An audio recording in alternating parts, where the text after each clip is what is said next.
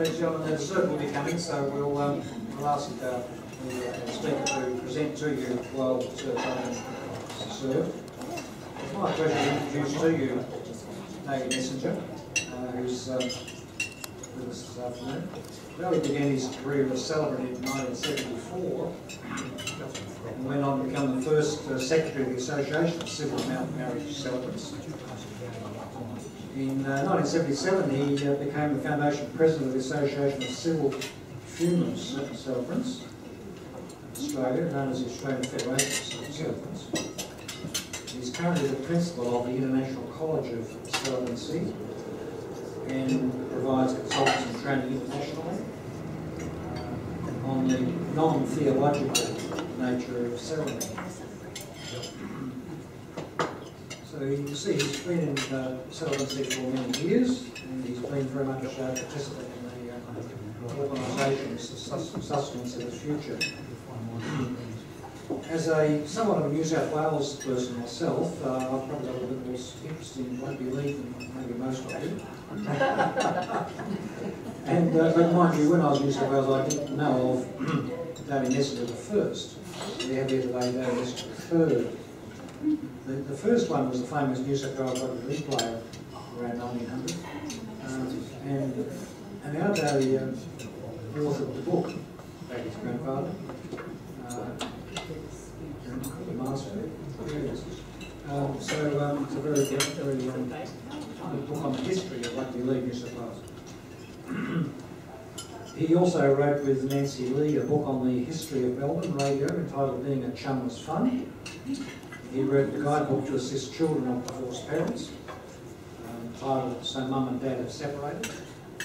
And from 79 to 90, he was the founding publisher and editor of Dance Australia, said to be the most popular and successful performing arts magazine in Australia.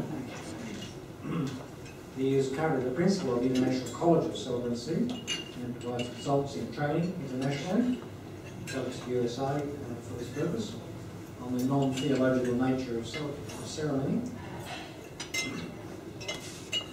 Today his talk will be titled Ceremonies, Celebrations, and on the world of ceremonies, vows, tributes and readings for occasions that includes weddings, funerals, namings, graduations, house dedications, and special birthdays. So he's a very versatile gentleman. So please welcome David to the microphone.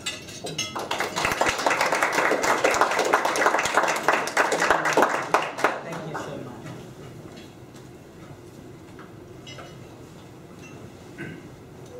CEO Kerry, and thank you, David, for that very educated introduction. Someone stole my text here. No, someone's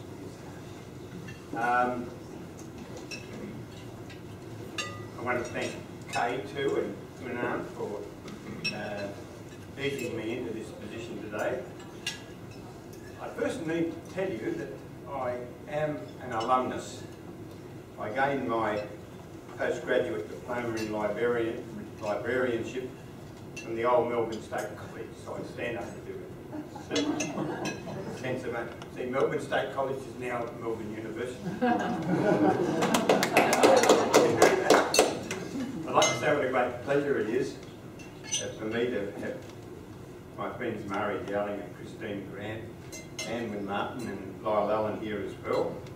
But I'm going to swear, like last course now, I'm going to swear on the 9 gods that I wrote the opening, I wrote this text today, and I thought it was about Colin Watson and Murray Dowling, and I'll tell you about it in a minute. And then after I'd written it, I realised that Murray might be here. And she is. So this is a wonderful memory for us. Colin Watson married Murray Dowling here, what, in the 70s sometime? 79. 79. And I had the honour of being the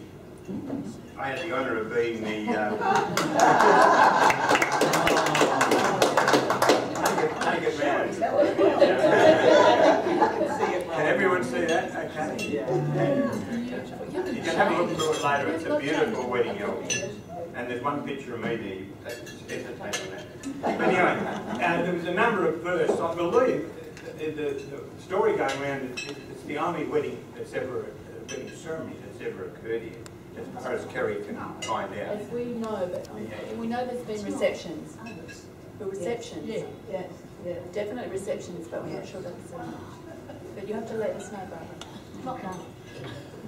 Anyway, the world first distinction was this. I was a librarian, Colin was an outstanding librarian, Murray was an outstanding librarian, and I performed their wedding in the library.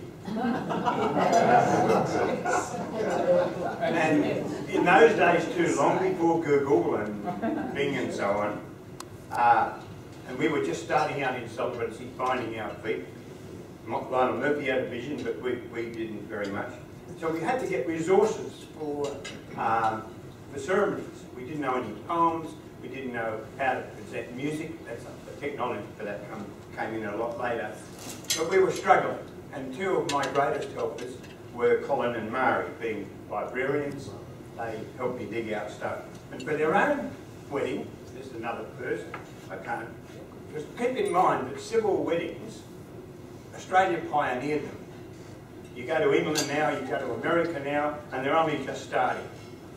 And so we had to pioneer a new sort of civil wedding, one that had meaning, substance, beauty, and content. So Murray and Colin chose a famous poem by Christina Rossetti called A Birthday. There's a photograph in it. My heart is like a singing bird whose nest is in a watered shoot. My heart is like an apple tree whose boughs are bent with thick-set fruit. My heart is like a rainbow shell that paddles in a halcyon sea. My heart is gladder than all these because my love has come to me. Raise me a dais of silken down, hang it with vair and purple dyes, carve it in doves and pomegranates and peacocks with 100 eyes. Work it in gold and silver grapes, in leaves and silver fleur-de-lis, because the birthday of my life is come, my love is come to me. That was the, now, since those days, that's the one they chose, as a tribute to their love for each other. Now, poetry, of course, is a significant element in understanding secular ceremony. More of that later, but you can imagine ceremonies are pretty well a church ceremony had readings from the Bible. What does a civil celebrant have is poetry. That part of it anyway. Another memory from the Melbourne State College is we were told if we didn't stick to the subject, we would fail. Now, you have me down today to speak about secular ceremonies by civil celebrants. It is a good subject. Christine, did I mention you being a friend of mine here today? Yes, I did. I usually make one mistake of that kind. But I've just written a new book on the history of civil celebrancy in Australia. Here it is. I might even have a picture of it. Hang on. Come, pictures come up after a little while. Do you know how to get the PowerPoint working? Anyway, here's the book. And as I've just written it, it behoves me at least to put the establishment of civil celebrants in context. The first moment of the civil celebrant program occurred on the 19th of July 1973, 40 years ago this year. And Attorney General Lionel Murphy in going somewhere good. Look, I'm like Alice in Wonderland. you know, I hate books without pictures. And so I've just got a few to look at when it comes up. So 40 years this year, civil settlements have been in existence. And actually, that's the quality.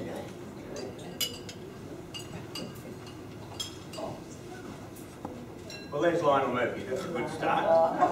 Now, I'd like to tell you something very special about Lionel. There's in academic circles, some of you here are historians, and I did part of history at Victoria University.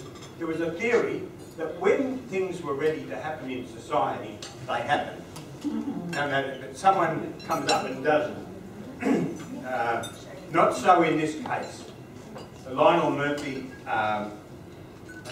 he was opposed by his own staff, he was opposed by the public service, he was opposed by the Labor Party caucus, but he was determined to start civil settlements. He had the power under the Act. So he snuck into his own office one night, he typed out the appointment of Lois Darcy, found a stamp, found an envelope, addressed it, went down to the post box and put it in himself. And even now, 40 years later, we find countries are still trying, in England especially, I've got a fair bit to do with the English at the moment, they can't get their head around the progress we've made. So Lionel Murphy, we owe him a lot.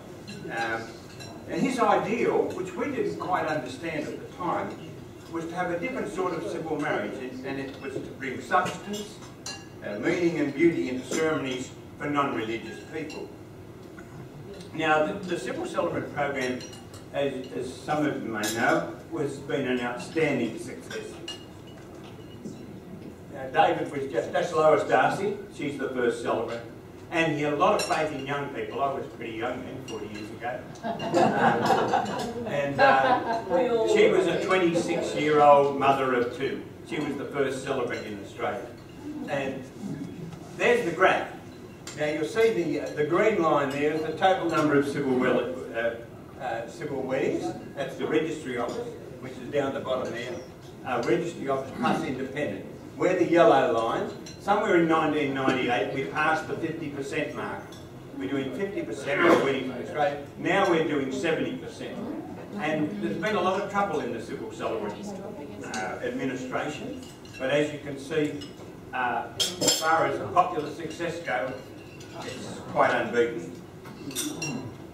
Just to complete the histories, for a very brief history, and I think people here should know this, the last 10 years of the civil settlement program have been quite tragic.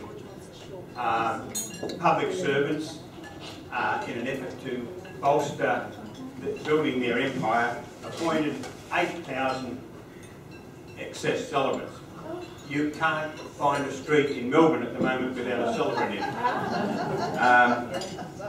That makes 11,000 altogether. When there'd be plenty of competition and the country would be adequately catered for it. We had 2,000, at the most 2,500.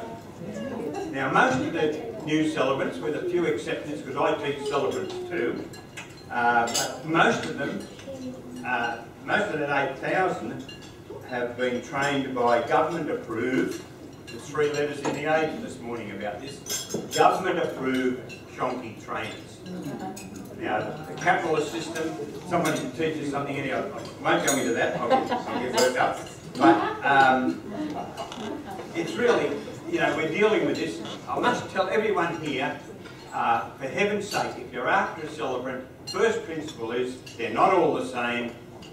Price is a pretty good guide. If someone's charging you $50 to do a wedding, you know they haven't got the faintest idea what they're doing. Because you just can't spend the time. But anyway, any of your grandchildren, your children want to get married, tell them to choose carefully. Thus we have the great division, which my personal label is the legalists and the ceremonialists. Now, the untrained legalists absorb their ideas about how to do weddings from the 1930 movies and from the old registry office. Now you'll notice when you look at Mari's I'm quite proud to show you this. When you look at Mari's wedding album, you'll see Mari and Colin facing each other, holding hands and taking vows. There's no celebrant in the middle. My job is to stay out of the way. It's there. But you see the new one, the right, you know, red broad shoulders, the bride and groom, and you see the celebrant, and the photographers nearly go crazy because they can't get a shot of the bride and groom on their own. So we were making progress, and now we've been badly set back. So that's just a tiny indicator. And then, of course, there is a core of really good celebrants out there, and that I call them the ceremonialists. In other words, when they're the ones that use my book, Ceremonies and Celebrations, and you'll get a ceremony that means something. So the question I'm going to put to you and answer today is, what is celebrancy really about? What I see it as being about is human psychology. It's the human need to express emotion, but especially about the human need to communicate through rites of passage at a very serious level. It's also about the creative arts, the visual arts and the performing arts. It's about choosing architecture, judging interior design, having a feel for landscaping and contexts of beauty. It's about music. I see you're going to have Katrina somebody or other talking about music and how it moves. And what did you say about it? Yeah. Well, music from time immemorial has been in every ceremony. It needs to be chosen properly, especially singing together. It's a lot of work, but it's essential. Music, poetry, great prose quotations, singing together, arranging and suggesting great music. Now, the celebrant has to be a resource person, has to know what to suggest to people, and that we include live music or recorded music. Now, the ceremonies we do also involve choreography and movement, and the skill, of course, to bring all these together. It's also about excellent creative writing and true life storytelling. So, the celebrant's real task, if they do their job properly, is to actively listen, to assess, to write, to read, to suggest, to encourage, and to facilitate powerful, effective, rewarding, enjoyable, stirring ceremony. So, I think you'd have the impression by now that it's not a facile, easily learned, anyone can do task. It needs to have the education that you people have, a pretty deep one in the humanities for starters. I'll give you a quick analogy. I've got a couple of analogies. My daughter has just finished a 5-year course at Columbia University in New York on directing films. She has to bring all the disparate elements together to produce one thing, a film, a powerful film, a film that communicates, a film that's free of bad mistakes of judgment. And she was taught to do this, directly or indirectly, by people who are really good at making films, sometimes from study, sometimes in person. I think they've had Steven Spielberg and Spike Lee and people like that. Woody Allen, studying Alfred Hitchcock, Quentin Tarantino, Catherine Bigelow and others. Now she had to, as a student, take on board their insights gained from experience. Analogously, celebrant has to bring together the appropriate component elements to produce a personal ceremony that does something really good for everyone that's involved. I'll give you another quick analogy, and that is, you've all seen the TV series Grand Design. You haven't? No. I'm sure. Well, in this... Sorry. Who's seen Grand Design? Yeah. So you're behind the TV time. It's about a couple who have a dream home in their brain and they want to produce, so they have to hire an architect. And the architect's job is to guide them, to recommend things to them, to suggest things to them, and to tell the couple what won't work or what will work. But the architect is kind of, he's in the picture but he's out of the picture. It's the same with a ceremony. A couple conceive a ceremony and in the same way hundreds of details are involved. But the celebrant always knows it's their ceremony. But he's there to recommend, to guide, to suggest and tell the couple what will work or won't work. Now, ceremonies have a central place in our society for all sorts of reasons. But one I want to mention is it's the place where we transmit, express, I'll start that again. We express, we reinforce and we transmit values. Now, obviously this happens in church ceremonies, but it also happens in secular ceremonies. Now, Colin, Christine's father and Mari's husband, he died on August the 6th in 1999. I was very privileged to officiate at his funeral. And just by the way, David, you'll be a few days before he died, he said, "There's only one thing I've got against you, Messenger. You barracked for the wrong football coach." You remember that? He was dying, and that's what he said. I've got one thing against you. Anyway, sense of humour to the end. Anyway, he was a card-carrying humanist and rationalist, and so Mari chose this quote from Bertrand Russell's autobiography as an example of how we, but almost every funeral will ever do, you transmit values. And here's the quote from Bertrand Russell. "The world needs compassion.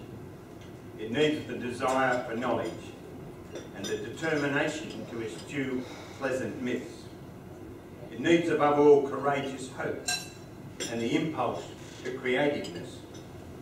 If you feel compassion, you have a motive for existence, a guide in action, a reason for courage, and an imperative necessity for intellectual honesty."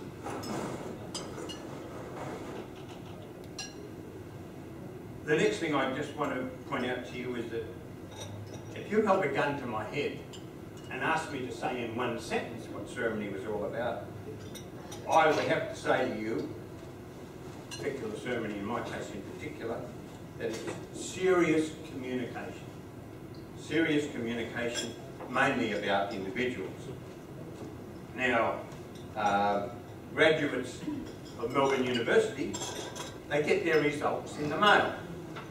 And they're told, omnibus curricula superatus, that's what my degree has on it, that they've fulfilled all the requirements for their degree. And we all know that that award isn't altered if they attend or they do not attend a graduation ceremony. So why do we attend a graduation ceremony? What's the point? You've got your degree. Well, it's because people want to say something. The university wants to say, good on you, hard-working student. This is an important achievement. We now recognise it. We now appreciate it. Congratulations. And the hard-working student, after several years of work, wants to hear it. And he wants it witnessed. And he wants it witnessed as a significant accomplishment. And he wants to hear the Dean of the faculty say the majestic words, something like this. "Madam Chancellor, I present to you Kerry Bennett, Master of Arts in Education, with the appellation summa cum laude." Or, in another ceremony, another kind of ceremony, the governor's there and he says, "In the award of the Member of the Order of Australia, Miss Kay Davies, for services to postgraduate education." Or in another type of ceremony, a man says, I, John, take you, Mary, to be my lawful wife, to have and to hold, from this day forward, for better or for worse, etc. And these are moments of serious communication. That if you say them in private, they don't have the weight, they don't have the psychological force, they don't have the power. And we're a bundle of our own psychology. So humankind has evolved ceremony to communicate, as I say, at this serious level. Yes, it's psychological. Just psychological, you know. Wilson Tuckey would never understand. But it's no less real because we all live in the psychological reality of our own inner selves. And ceremony communicates to us truths which bolster our assessment of our own self-worth, and it assists us to adjust to a change in status at a very deep level, such as marriage. Marriage is the flagship, you know, you can quote marriage. And it also gives us the self-confidence to operate more effectively in our life and work decisions. I mean, the graduation ceremony, the marriage ceremony, we realise our own change of status more forcefully, and those who witness us, say like at a wedding, they're inwardly changed too, because they look at Murray Dowling and Colin Watson at that time as husband and wife. You know, we're inwardly changed, and we're seen in a new light as a married man, as a graduate, as a recognised achiever, or whatever. So the human mind, by ceremony, is assisted in shifting its pattern thinking into a new mode. Now, there's a few other advantages of ceremony, but I've decided at this point to summarise them because I want to hear your curly questions. So I've just got a list now, and I'm going to finish with that. Ceremonies bring dignity to human life and human communication. A ceremony is a dignified moment. Ceremonies, because they recognise achievement and appreciate good work that many of us do, they raise the level of human happiness. Ceremonies, as St. Exupéry says, add interest, delight and animation to the cycle of life. Make one day different from other days. Ceremonies, such as a wedding ceremony, bonds people. It bonds the couple. It bonds the families. It bonds the network of friends. Ceremonies enrich the culture. Sometimes, with our Indigenous people, for example, it almost is their culture. They never talk about their culture except in terms of ceremony. And ceremonies such as the military Masada shall not fall again inspire people, and as Tom Chetwynd says, they release sources of human energy from the unconscious. Some of you may not be familiar with it. It's gone down over here again. No, you just hit return. It's just sleeping. Having a rest. That's what I should have. Thank you, Tony. Now, there's Masada. Most of you will be familiar with Masada. When the temple was destroyed by the Roman Vespasian in 70 AD, a group of about 1,000 zealots climbed up into Masada to protect themselves from the Romans. And in the end, the Romans built 12 camps around it, and they said, we're going to get these bastards. And they did. And you can see even today, 2,000 years later, you can see that sandy ramp there. They built a ramp. They got thousands of slaves, and they built a ramp up, and the 960 zealot Jews on the top of Masada committed suicide rather than fall into the hands of the Romans. So now the young military guys and girls that do the Israeli national service, they get up on top of that mountain and they say, Masada shall not fall again. It's a very big military ceremony. So that releases motivation and energy. Ceremonies, another one, such as funerals or divorce ceremonies, assist and trigger a healthy grieving process. Ceremonies, such as the sorry ceremony that was performed by Kevin Rudd, aid the reconciliation of one people with another. Ceremony, as I said before, involves the visual arts, architecture, landscaping, interior design, dressmaking and the performing arts, poetry, prose, choreography and movement, symbolism, music, storytelling, directing. Now because of this, because these are the components of ceremony, this is an opportunity for composers, for singers, for poets, for storytellers, for writers and artists generally, to connect with society, connect with the public, or as we used to say, the common man and woman. So that's where, in ceremony, is where we meet the artists, if we're doing the job properly. Finally, ceremonies can and should be opportunities for human beings to tell their own stories to witnesses who are open to hear them.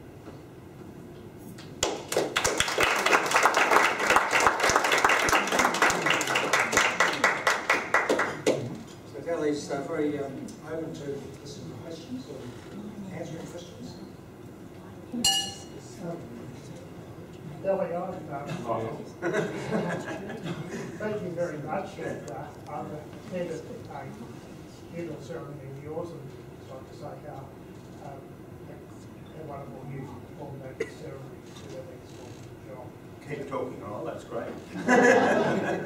And I remember in a newspaper, there was some years ago, I can't remember the year, there was a funeral conducted at the Dandenong Town Hall of a Collingwood footballer. I can't remember the footballer's name, but his nickname was Pants. Pants, Elaine. And I believe there were many thousands of people there, and I remember reading, I think, in the Herald Sun, notices of deaths in the Northern Herald Sun and any other newspaper, so we are to take a couple of pages normally in those days.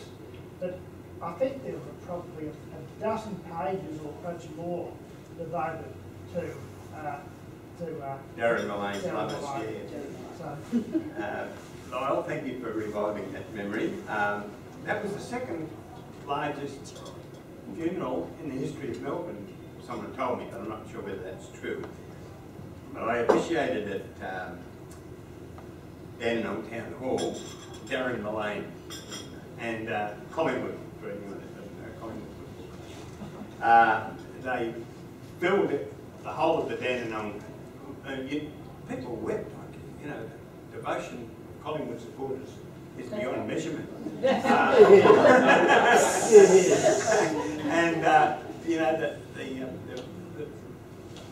the gallery up in, I can still remember the gallery being totally full, and I had to organise Alistair McAllister, the administration of the.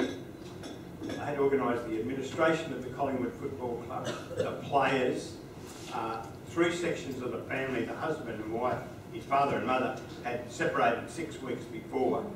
Anyway, it was one of the amazing funeral. I've got a mention of it in the book actually. I did about 10 days work. I kind of pulled the whole thing off. Hardly got a mention, and the funeral director gave me $150. So that's another subject I could talk to you on. Yeah, but it was, I think the biggest funeral in Melbourne history was that of Nicky Witter. You know, Nicky and Nancy Lee. You're all pretty young, you people, aren't you? Being a chum was fun, you know. He was Graham Kennedy's mentor. Yeah, he had the biggest funeral, they'd say, and a million people lined the roof of the cemetery. Yeah. Christine? One of the issues at the moment is the legalisation of gay marriage, whether it's to happen or not. celebrants of your group, I presume, would do celebrations, and I'm wondering if they do, and also what would be the position of the government celebrants? Ah, yeah, good. That's a good question. Now, first of all the celebrants want to see gay marriage come in because I'll get more work. But in fact, I would have done, I suppose, a dozen same-sex committal. We have to call them committal ceremonies. And I can tell you how totally moving it is, you know, to sort of reside in one of these you know, there's no question about the fact that, you know, you kind of get the sense, you know, my two political mates, Lyle and Anne, you know when something's going to happen, and gay marriage is going to come in. It's here, there and everywhere now. Whether or not, obviously, the current celebrants want to be able to officiate gay marriages when they come in. But the states, the Tasmania, for example, and the Australian Capital Territory, kind of don't know how to handle it, whether it should be a registry office thing, or they should license people, and you know, how are they going to do it? So, but I think it'll all pan itself out. They should really license experienced celebrants with a track record to do the best job for these people when it happens. But one little thing I'll tell you, in my book, there was a guy stuck his neck out in 1975. I won't be able to find it first off. But in my book here, a guy called Brian McInerney, in 1975, believed in gay marriage. He did a gay marriage. I helped put the certificate, the marriage certificate together, and it came out in the Herald Sun. There's a great story about it. And in the Attorney General's Department in Canada, they blew the certificate up to the size of that wall to find out who signed it. But you know, they didn't find it. Was Brian McInerney was a funeral celebrant, but he wasn't a marriage celebrant. But then he caused a great stir. He went on the Peter Couchman show, and he said he defended the concept of equality for all people. That's in the 70s. Did you have a question? Yeah. First of all, thank you. You've given me many hours of reflection on all sorts of issues that hadn't occurred to me before. I think you mentioned very early in the piece naming ceremonies. Yeah. As a practicing Christian, there seems to be a decrease in the number of people who bring their children for baptism. Frequently they are not people who regularly come to church, but they think they want a ceremony. Are you finding an increase in the number of naming ceremonies, or is that still a thing to come? And that's a really good question. I've tried to get statistics on naming ceremonies, but a funeral ceremony goes on the record, a wedding ceremony certainly goes on the record, but there's no record of namings. So most celebrants I know ask for cash, put it in their pocket to dodge the tax man. So when you ask them how many... No, my wife says it's a few honest ones. So. No, but look, I've done my research on this, and they all say the same. I don't want to tell you how many I've done, mate. Mind's your own business, you know. So that's the story I get. So there's no real statistics. But what I need to tell you, I think, is that for a long while in the early days, the clergyman, quite rightly, says wedding's one thing, funeral's another, but a baptism is an introduction to the church, and it's making a person a Christian. And they refused to do it. And they used to send, the clergy at that time, used to send people to the likes of me and say, give them something, and they just want their kid done, they don't understand it. So we evolved, and actually one woman I know, Elizabeth Woodburn, really developed, she ended up doing 2 or 3 namings a week for the whole year. She was just so good at it, she had such a feeling, and her idea was that just as in baptism, a child is welcomed into the church, in a naming ceremony, the child is welcomed into the community. And one's a religious ceremony, the other's a cultural ceremony. And my guess is that that in line with weddings, I would say that 70% of child welcoming ceremonies would be namings. That's my best guess. Question on the side of the room? I just wanted to make a comment. And I recently only discovered the significance of the date, 1563, the Council of Trent. Yes. Now, they went on and on for a number of years. And I thought the whole thing had happened 2 centuries before. What I'm talking about is the church's role in the ceremony of marriage. Up to that date, it was a private affair. Between the families. Between the families. Yeah. It was a civil contract. In England, it was called hand fasting.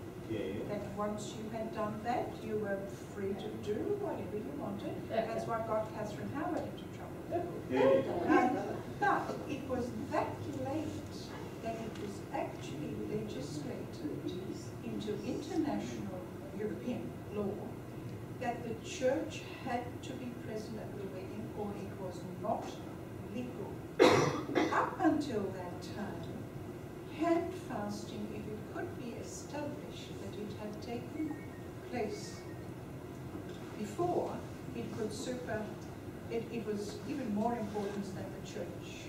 Yeah. Up until now, the comment where I read this was that in England it took until the 18th century for it to become accepted. So the private contract was much stronger than the blessing of the church. Yeah. So there was a lot of antagonism. Yeah, But that's all I think. No, that's a good historical comment. And there's now modern theologians, the Catholic Edward Schillingbeck, who put out 2-volume history of marriage, which I refer to for the secular parts of it. He says, there's no need for the church to be present in a marriage. And, the strong tradition is that people marry each other. That's why I, as a celebrant, when the couple are taking their vows, I'm affected by that. I say, right out of the way. And the reason that parish priests were brought into it originally, because in some villages they were the only person that could read and write and record a marriage. And now we think that's happened forever, but you're quite right, yes. Council of Trent, and then, as you say, it took a couple of centuries for people to accept it. Yeah, it's a very interesting piece of history. Just a quick word, thank you for your talk. I enjoyed it very much, and as a good friend of Nari, it was lovely to see the significance to her. I do appreciate that. Thank you for saying ceremony. I am so tired of them all talking about the ceremonies. I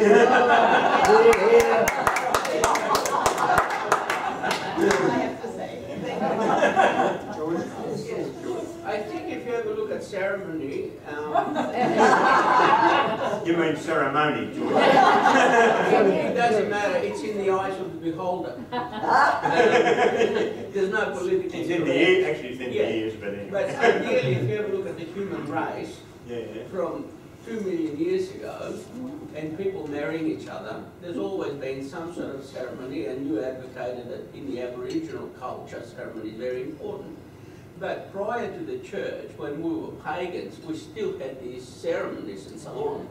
So it might well be, as you correctly say, and you very well defined it, that it's the intensity that's produced during the ceremony of the release of emotional sort of subconscious feelings that has driven the human race, even prior to Christianity or prior to any sort of religion sort of process.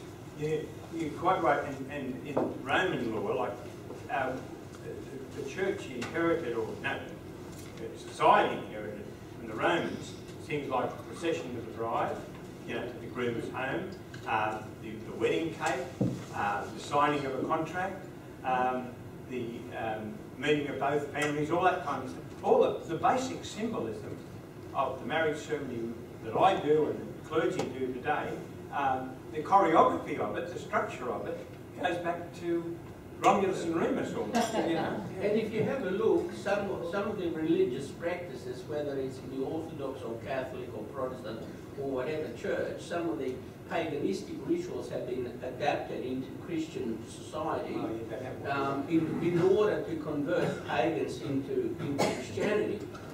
There's a lot of, even during ceremonies, as the bride and the groom walk around, that's a pagan sort of approach during a particular ceremony. they're very prevalent in the Orthodox sort of religious ceremony. I'm not sure whether it might be in the Catholic as well. But these things have been sort of almost prehistory, the ceremony and the commitment of one individual to another. Yeah, we have inherited a great deal of tradition. Is that right? So one last question? Yes, Al? Is the set standard for having marriage name ceremonies, I presume none of you use total immersion. No, I've never heard of any civil celebrant doing a total immersion naming. But it still happens in the churches, of course, you know. No, we don't go that far. I know some celebrants do use water as if it's kind of quasi-baptism. I feel very uncomfortable with that, so I find other ways of doing it. I mean, we put the head on the child and everybody join hands and we name the child together and stuff like that. But I thought, you know, there's a real copyright problem with using water.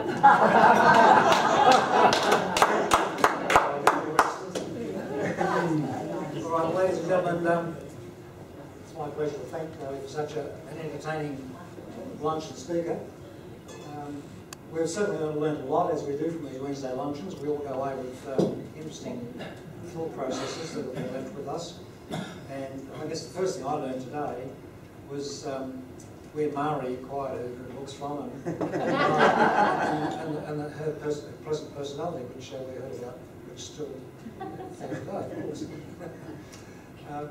The other things we learned is the I guess the challenges of being a celebrant.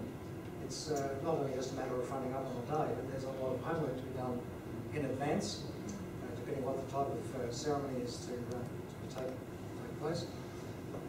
And I guess, as we were saying during our meal, that particularly with funerals, where you're describing a lot of aspects of a person's life, the intents need to be accurate. And therefore you must sit down with the family, or if it's a wedding, similar reasons, to be sure that you've got a very good understanding of the couple's wishes or the family's understanding of the history of the person. Big responsibility. Yes, very much so. So it's not an easy task, and we're very grateful that there are people like you in the community who take on this role for us all.